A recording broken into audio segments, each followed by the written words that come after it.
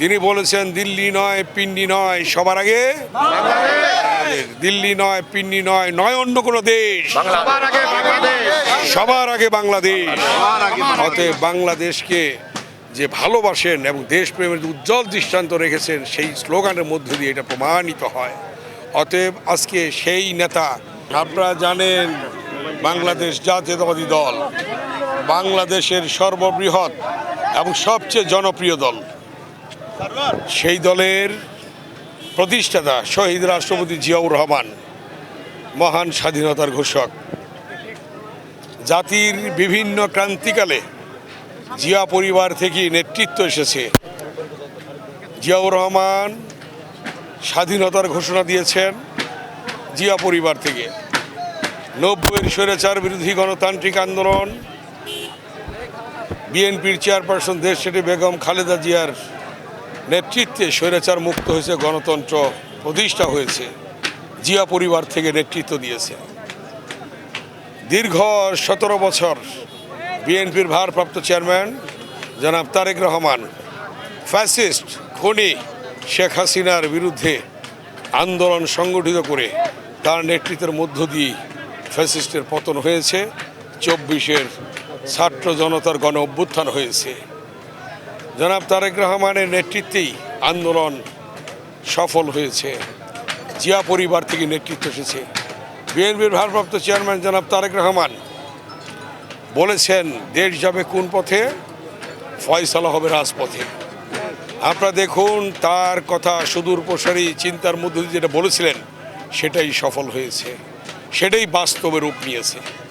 জনাব তারেক রহমানের বক্তব্য যে সঠিক সেটা প্রমাণ আছে। 52-এর ভাষা আন্দোলন, সালাম জব্বার রফিকের রক্তের বিনিময়ে রাজপথে ফয়সালা হয়েছে, মায়ের ভাষা প্রতিষ্ঠা হয়েছিল। 62-এর শিক্ষা আন্দোলনে ওয়াজিউল্লাহ বাবুলের রক্তের বিনিময়ে রাজপথে ফয়সালা হয়েছিল, শিক্ষার অধিকার প্রতিষ্ঠা হয়েছিল। 69-এর গণ অভ্যুত্থান, শহীদ আসাদের রক্তের বিনিময়ে রাজপথে ফয়সালা হয়েছিল, গণ অভ্যুত্থান সফল হয়েছিল। 71-এর মুক্তিযুদ্ধ, লক্ষ লক্ষ শহীদের রক্তের বিনিময়ে রাজপথে ফয়সালা হয়েছিল। আপনারা দেখুন 90-এর স্বৈরাচার বিরোধী আন্দোলন, ছাত্র গণ অভ্যুত্থানের মধ্য দিয়ে সেদিন সেলিম দেলোয়ার, রাউফুন বসুনিয়া, জয়নাল জাফর, দীপালি শাহ এবং নূর হোসেন, ডাক্তার মিলন, জাহাদের রক্তের বিনিময়ে রাজপথে ফয়সালা হয়েছিল, ছাত্র গণ অভ্যুত্থান হয়েছিল দেশনেত্রী বেগম খালেদা জিয়ার নেতৃত্বে। আপনারা দেখেছেন 24-এর গণ অভ্যুত্থান রাজপথে ফয়সালা হয়েছে, হাজার হাজার ছাত্র জনতা রক্তের বিনিময়ে। বিএনপির নির্বাচিত সংসদ সদস্য সাবেক ছাত্রনেতা ইলিয়াস আলীকে গুম করা হয়েছে, চৌধুরী আলমকে গুম করা হয়েছে, সুমনকে গুম করা হয়েছে এবং প্রায় 1700 নেতাকর্মীকে গুম করা হয়েছে। তার মধ্য দিয়ে রাজপথে ফয়সালা হয়েছে। অতএব তারেক রহমানের যে বক্তব্য সেটা সঠিক, দেশ যাবে কোন পথে, ফয়সালা হবে রাজপথে, সেটাই হয়েছে। দেশ প্রেমের এক উজ্জ্বল দৃষ্টান্ত রেখেছেন বিএনপির ভারপ্রাপ্ত চেয়ারম্যান জনাব তারেক রহমান। তিনি বলেছেন দিল্লি নয় পিন্ডি নয়, সবার আগে দিল্লি নয় পিন্ডি নয়, নয় অন্য কোনো দেশ, সবার আগে বাংলাদেশ। অতএব বাংলাদেশকে যে ভালোবাসেন এবং দেশপ্রেমের উজ্জ্বল দৃষ্টান্ত রেখেছেন, সেই স্লোগানের মধ্য দিয়ে এটা প্রমাণিত হয়।